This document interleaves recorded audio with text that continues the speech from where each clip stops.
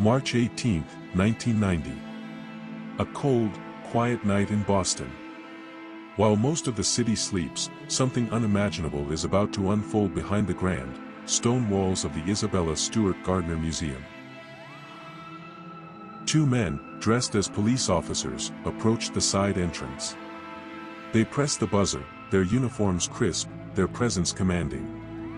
When the security guard inside sees them on the small surveillance monitor, he hesitates but ultimately makes the fatal mistake that will echo through history. He lets them in. Within moments, what should have been a routine interaction transforms into chaos. The officers overpower the guards, duct taping them and securing them in the basement. The museum, filled with some of the world's most valuable art, is now theirs to plunder. But here's where the story turns bizarre.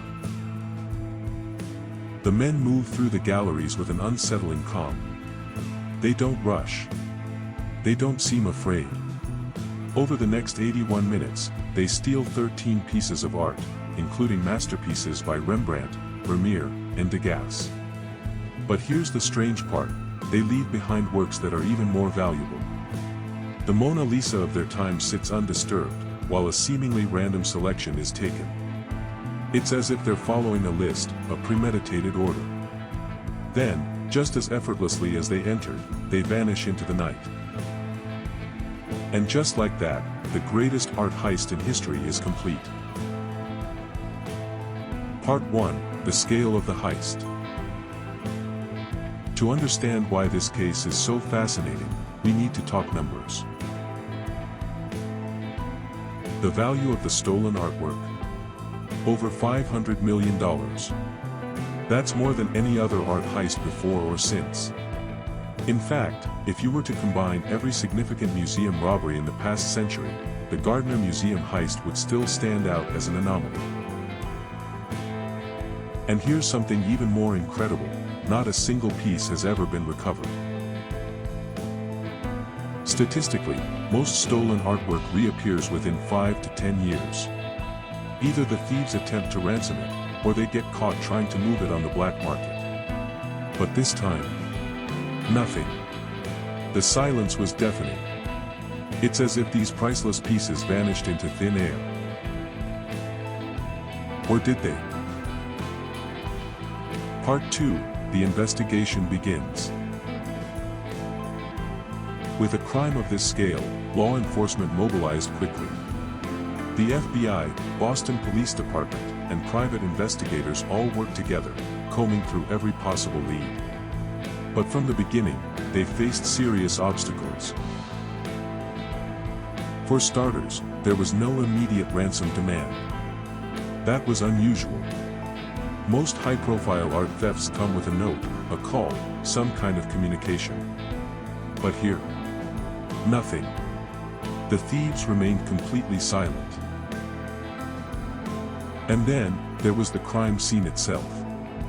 The security footage was minimal, the thieves had been careful. They took the museum surveillance tapes with them, leaving investigators with almost nothing to work with. But one clue stood out: the way the thieves handled the artwork. They cut some of the paintings directly from their frames. That suggested either inexperience, or a desperate need for speed. But that didn't match the rest of their behavior. They had spent over an hour inside. So why the crude technique?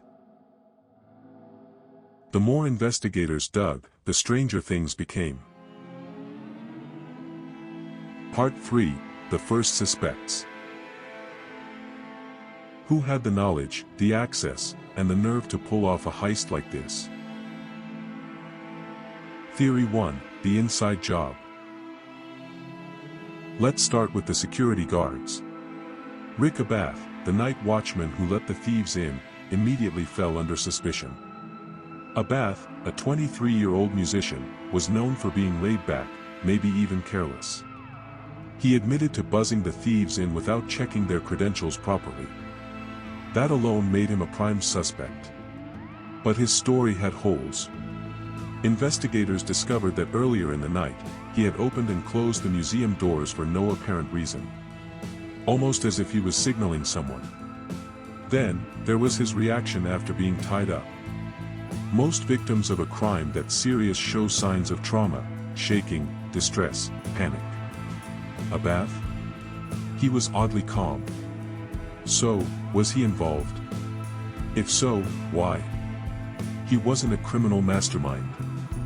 He wasn't wealthy. Could he have been manipulated? Or was he just a convenient scapegoat? Investigators grilled him for months, but ultimately, there wasn't enough evidence to charge him. His alibi? He was at work the entire night. And while his actions were suspicious, nothing directly linked him to the crime.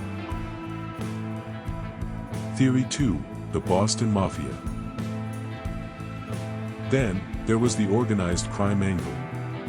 The FBI believed that the heist had connections to the Boston Mafia, specifically to Carmine, the Beast, Romano and Robert, Bobby, Donati.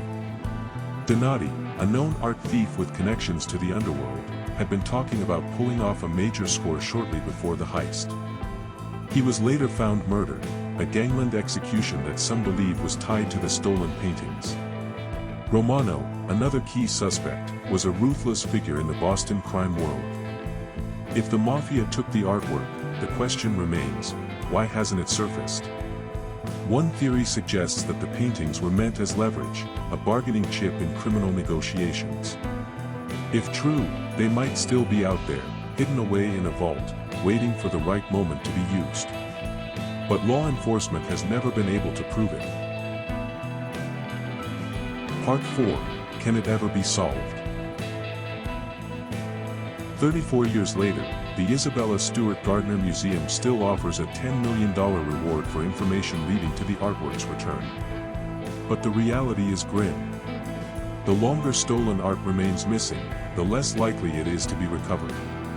Today, there is less than a 5% chance of finding all the pieces intact. And yet, some believe the truth is just waiting to be uncovered. Maybe someone, somewhere, holds the key. Maybe a lost letter, an overlooked clue, will one day bring the lost masterpieces home. Or maybe, the ghosts of the Gardner heist will forever haunt the corridors of the art world. So now I turn to you. Who do you think was responsible for the Gardner heist? Were the security guards involved? Did the Boston Mafia hide the paintings away? Or was it someone else entirely? Let me know in the comments. And as always, stay curious, stay vigilant, and stay listening.